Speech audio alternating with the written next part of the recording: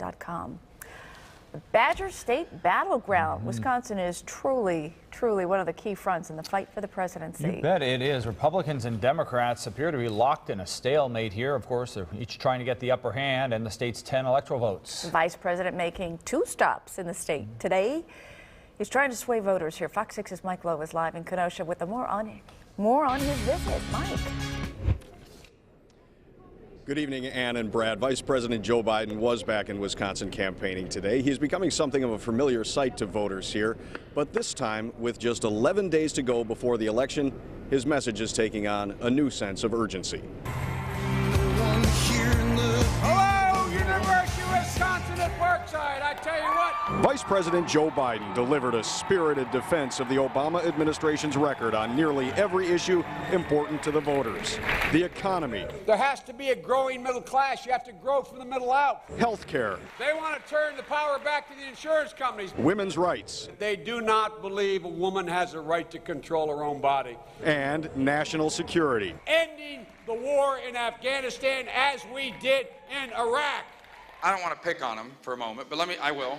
But national Republicans like Senator Marco Rubio are also campaigning in Wisconsin, hammering Obama and Biden on the slow economic recovery. One of the great lies, one of the great myths that some try to spread in American politics is that big government helps the people who are trying to make it. That isn't true.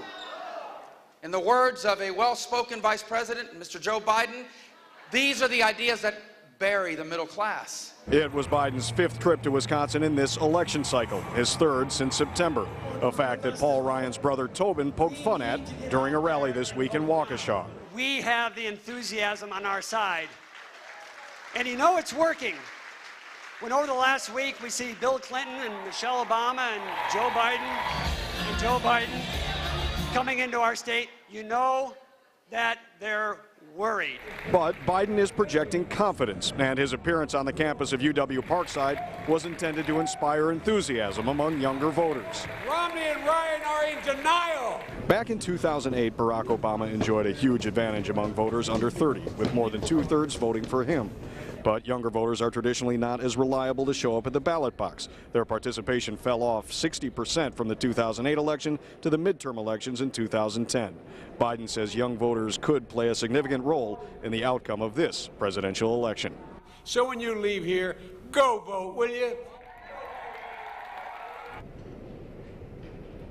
And that is the key message he brought here today and to an earlier appearance in Oshkosh.